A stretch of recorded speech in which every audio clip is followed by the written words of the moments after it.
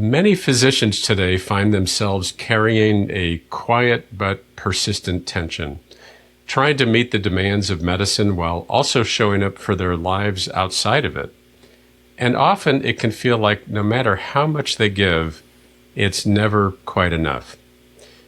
Welcome to the Life-Changing Moments podcast and videocast. In this series, we offer a window into the kinds of conversations that happen in coaching, the real challenges physicians are navigating, and how they begin to find their way toward a more fulfilling life. We explore what shows up in the coaching room, the themes that are sometimes spoken and sometimes just beneath the surface. As you listen, you may notice a few small shifts in how you think or what you do. But this isn't about quick fixes. It's really an invitation to recognize something of yourself in the conversation and to consider what changes might open the door to more meaning, engagement, and even a sense of ease in your work and the rest of your life. Today, I'm very happy to be joined by Dr. Cindy van Praag, the latest wonderful addition to our coaching lineup at MD Coaches. Cindy is an anesthesiologist and a coach who works primarily with physician moms, helping them navigate the often competing demands of medicine, family, and self.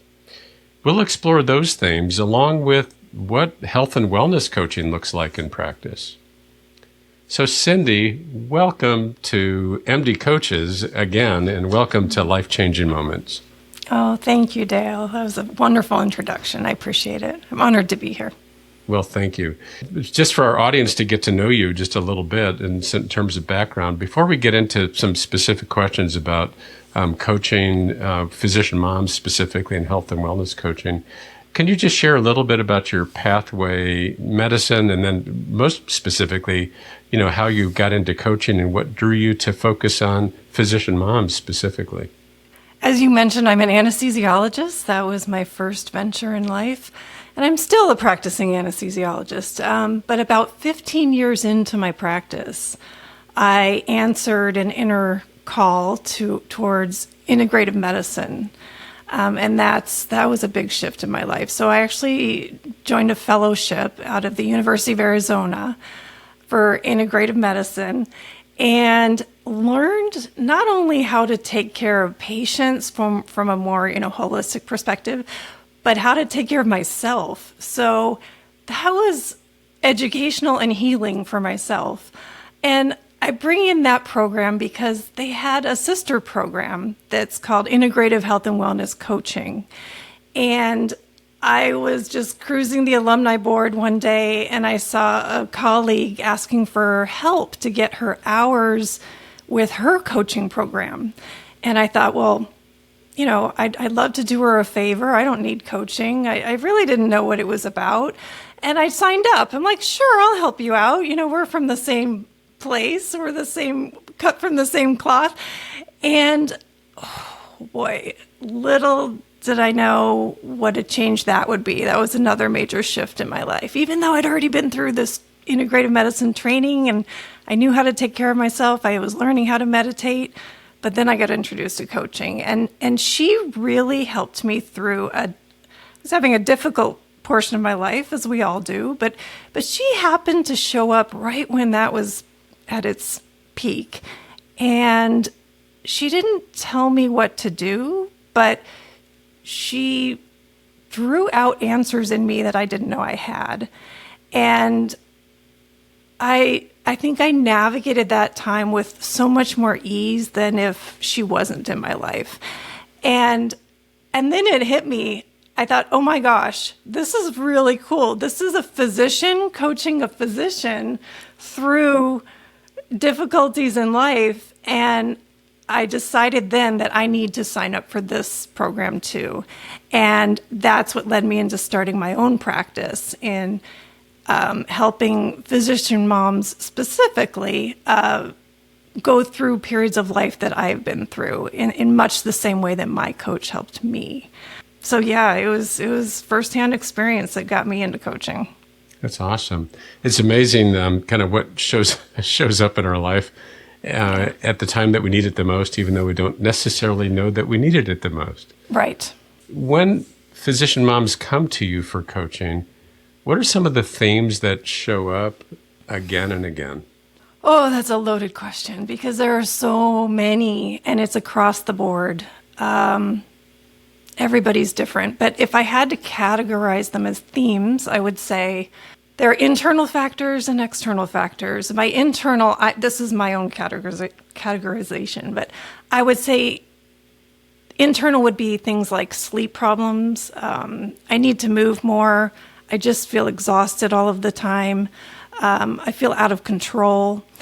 And external factors would be, I'm having these issues at work and these people, and they're just not listening to me, and relationships and my schedule and the systems that they work in. And so those are the initial themes that draw people to me, but that doesn't necessarily mean that's what they end up working on. It's really interesting how it changes. Can you say something more about what sort of emerges as a result of the conversation with you? That's on the surface, but then once they start having conversations, something else emerges. So I call those the underlying drivers. And those can be internal and external, but those tend to be things like self-criticism, fear of doing something wrong, guilt, feeling, again, out of control. Control seems to come up a lot. And it can be a lot of internal processes like that women choose to work through that in turn ends up helping the primary reason they came. It kind of maybe goes back to the surface, but those things that are below the surface and those internal conversations and the challenges that people have and the arguing they have with themselves, how do those inner conflicts tend to show up in their day-to-day lives? Right. So the inner conflicts, in my opinion, seem to hold them back from doing what they love in life. And the women will say this, that I've just stopped doing all the things I used to love. I'm not the person I was. I don't recognize who I am. They are constantly doing things for other people and they feel guilt. And so these underlying drivers change their behavior and they become a person that they don't recognize. And when we start discussing the underlying drivers, then they can choose a different behavior and become more of the person that they want to be. What I'm hearing you say, there's this sense of responsibility for so many and sort of losing the self in that. And my guess is there's my favorite metaphor these days is, laying down neural pathways for that kind of behavior that's pretty thick. How do some of your clients begin to work their way over those barriers or those neural pathways, if you will, laying down some new neural pathways? Oh, I love the topic of neuroplasticity. I'm so glad you brought that up. Oh, my goodness. It starts with a small step. To try to think of it otherwise is overwhelming. To try to say I'm going to change my entire life and be a different person is just too much to manage. But small steps are manageable. Steps that, and what helps is that women choose steps that they feel like they have the energy for, they feel confidence that they can achieve, and then they do it. And once you start winning and accomplishing those small steps, slowly over time, it starts compounding and you start laying down that new path. And it gets a little bit easier to follow those steps and add on more steps. And if you think of a field of grass and you're trying to lay down a new path through a field of grass next to one that the cows have walked, and it's all worn away and it's all gravel, but you're going to walk in this new path through this field of grass. And the first time you walk, the grass gets tamped down a little bit. And so the second time you go along your path, it's a little bit easier because you can see where you've been. And the third time and the fourth time and the fifth time you start down this new path, it gets easier and easier. And pretty soon you have your own gravel path that you have laid down. And I compare that to the neuroplasticity in the brain and forming new pathways in your brain through your behavior. And that is entirely within our reach, entirely possible. And every person has the power to do that. And it takes stepping back and having perspective and working on those small steps to get there, if that makes sense. It makes total sense. I love the kind of the stepwise approach that you're talking about, the incremental ways in which that happens, because that is kind of the way the brain works as well. What strikes me is one of the themes that seems to come out with women physician moms is just how much it's the 36-hour day. There's a whole lot that has to be done. There's a whole lot that they feel responsible for. And I'm imagining that this new gravel pathway means that some of those things are now getting taken care of by somebody else, or they're certainly not taking care of it anymore. There's got to be some letting go of some things. And so how do you have some examples of how there are some clients that you've worked with that have let go of stuff, and how was that for them to let go of that, and how are they doing having let go of that? Yeah, there's a couple of different things that spring to mind that I've talked about. One would be delegation, but I think the more important thing, the second thing, would be prioritizing what matters most. Delegation is important too, but when you prioritize, you can get rid of some things that seem important because you're doing them every day, but maybe they're not so important. And I don't mean taking things off your list that are valuable to you. I mean prioritizing them. And so this comes back to time too. So you mentioned the 36-hour day when it's really 24 hours. We only have so much time, and time is a big concern for physician moms and all human beings, really. But when you stop and prioritize what matters most, and then you find you will make the time for what matters. And how do you know what matters most? How can you choose between this laundry list? Well, that comes back to, what do you value? What aligns with your sense of purpose? What are your goals in life? What do you love the most? For example, for me, and maybe a lot of other women, it's my kids. I prioritize my kids. So when I would have my laundry list of things to do, I would pick, well, what kind of legacy am I leaving for my kids if I choose this pathway? If I choose this other pathway, will I be home when they get home in the evening to spend time with them? Just so I would base my choices for a period of my life on that value and that purpose. And everybody has a different set of values and purpose and goals and loves and desires. And that's how you figure out what matters most to you. And when you start prioritizing those things that align with those values, then you'll find the other things aren't as important, and you can take those off the list. As you were talking, I was thinking of something I learned a long time ago about, how to organize your work. Yeah. And it was like a 2x2 table. It was, urgent and non-urgent, yes, and important and not important. And and when you look at that, it's like I spend a lot of time in the unimportant, non-urgent stuff, like stupid email stuff. As an example, there's like hundreds of emails. And for some reason, I feel it's like there's this drive to empty the message box or the email box. But that's not really where we should be putting our energy, Yes. As an example. And I actually had a client who said exactly that. They realized, I'm spending all this time on email, and I'm not spending time with my partner, for example. And, the email can wait. I can kind of triage the email.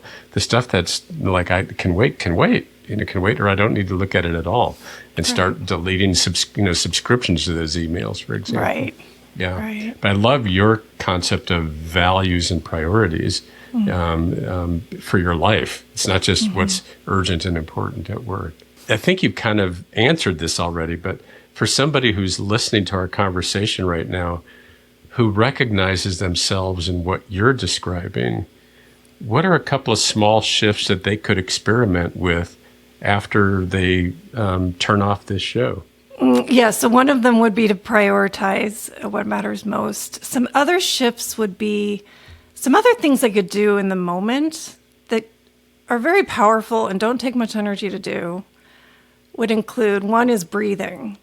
And I feel like some people roll their eyes when I mention breath work and breathing, but it's evidence-based. So we know, and there are multiple studies that show, that when you're running all over the place, you're running your sympathetic nervous system, the fight or flight is revved up, and you're going, you're go, go, go. And if you can break that cycle and take a deep breath, you can move into the parasympathetic nervous system, as you know, you're a physician, but it's the rest and digest part of our nervous system, and it breaks the cycle of this overdrive and this stress and thought rumination even. And the way to do that is so simple, and no one has to know you're doing it. You can just simply take a deep breath in the middle of a conversation. Just take a deep breath in, 5 seconds, and let it out. And no one knows you did that. And if you repeat it maybe 2 or 3 times, that breaks the cycle. And so that's one small thing that someone could implement today, and even right now as they're listening, and just see how you feel after doing that. A nice simple start, because it doesn't take hardly any time at all. There's a big impact for very low cost, as in zero cost for that. Yeah. So that's great. Thank you. You know, our culture is a pretty busy culture, and the medical culture is a very busy medical culture. Are there ways to think differently about balance, expectations, and even self-talk that can begin to loosen things up for people? This is more like the cognitive part of this. Yeah. Right. There's the physical part and there's the cognitive part, what happens and what's going on in your brain. And I like to think of one thing in particular. It's the dichotomy of control. So if you think in this busy world, what are the things on the one hand that I can control? It's my thoughts, it's my tone of voice, it's what I say, it's how I respond to somebody. And on the other hand, what are the things that are completely out of control? No matter how much I can wish that I could control what that person does or says, or and you name it, whatever I can wish but I can't achieve, those are the things I cannot control. And if I can release the things I cannot control and just focus on what I can, that frees up a lot of mental space and energy, and that connects into the physical energy too. Now you're not draining yourself on things that you cannot control. That would be one big mindset shift. That is a very big one. I agree with you. Especially for physicians who are working in healthcare systems or in large groups, and where there is a whole sort of level of management, and we may have input, but we may not have input. And there's maybe a bunch of things that we just don't have any input about that at all. Yes. And whereas we may be used to having had input, to know, it's kind of the serenity prayer. True. Can you notice what you do have something that you can do something about, and notice the things you can't do anything about, and really be able to notice the difference, and then move yourself forward from there. I think it's for me, an ongoing practice.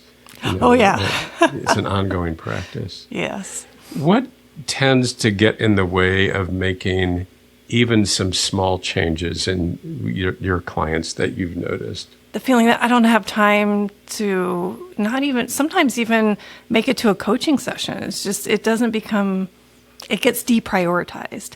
So to make small changes, you have to make the time, and the way to make the time is to prioritize. So it does come back to prioritizing what matters and realizing that working on yourself in even small steps and making small changes can have big results. And it's easy to tell somebody that, but it's hard to believe it until you start living it. And so just give it a try. Give it 1 or 2 small steps and see. What you just said, it brought up something that I heard from a surgery resident. She was like a senior resident, and she had a commitment to her physical health, and she says, "I'm going to go to the fitness center minimum of 3 times a week," even as a senior third year, or I think she's a 4th year surgery resident. Wow, yeah. She says, "I'm going to go to the fitness center 3 times a week." Literally, that meant sometimes she just walked into the fitness center and then walked out. Yes.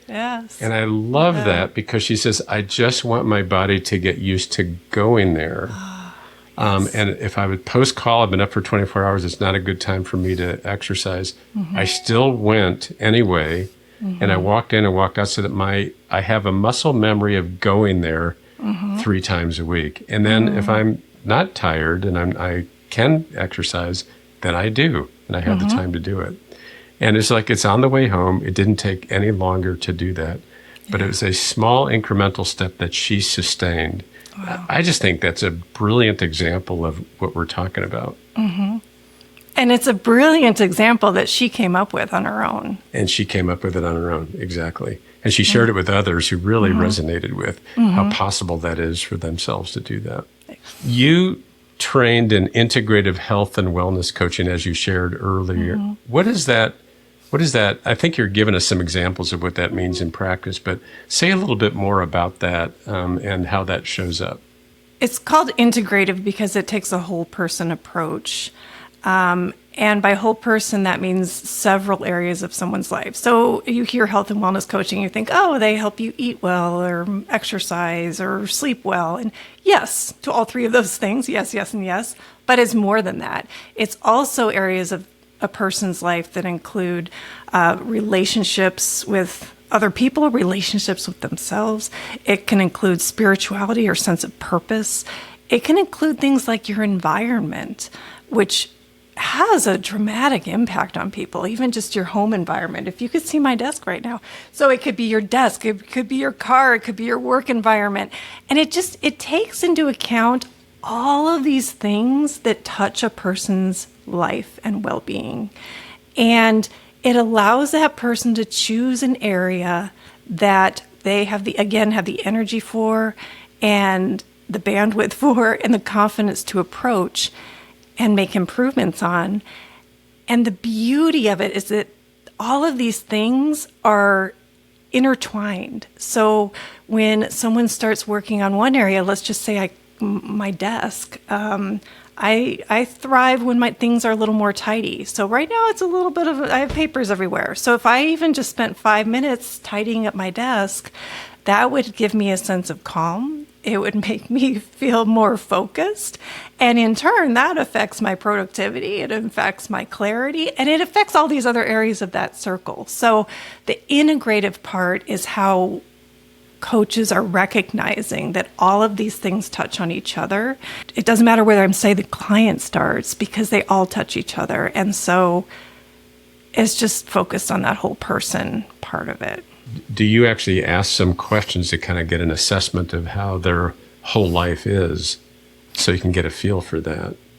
Right. There are, yes, if the client is open to it, I do have assessments. And in fact, one of them is kind of down the line of your values and your goals and what you love and desire. And another assessment is that circle that I talked about, and just seeing where they are that day on that circle in each of those categories. And if they don't want to dive into assessments, that's fine too, because it can come up later in all different ways. But some people like having a little bit of a structure at the beginning just to figure out where they want to go, and that is available. Definitely is very well taught in integrative health and wellness coaching. So if there were one thing that you'd want physician moms that are listening to take away from this conversation, what would it be? Just that you are enough. You are enough. You are enough to get out of whatever feeling or stress or cycle, or maybe things are going well. You are enough in all of those situations, and you have the power to make decisions that can improve your life. It's all within you. You always have control. You always have a choice. What a wonderful message for people who are listening to take away as a result of this conversation. Cindy, thank you so much for taking the time to have this conversation about a little bit of a glimpse of what happens in the coaching room. I know it's not necessarily a room. Sometimes that's a virtual room, but there is some magic, and it is amazing the process of this partnership, of thinking partnership with people. And that frame that works really well when we kind of create a space and a container for people to explore themselves. So thank you for amplifying that message, and thank you for being here. And I get to work with you some more, so I look forward to that. And hopefully some of our listeners will get to work with you as well. So thank you once again for being here. Thank you so much. It was a pleasure. Thank you for tuning into Life-Changing Moments. If you enjoyed this episode, then please give us a rating, a thumbs up, or a subscribe. Doing so helps our show meet more listeners. If you have something to share, drop us an email at info@mdcoaches.com. Join the conversation today.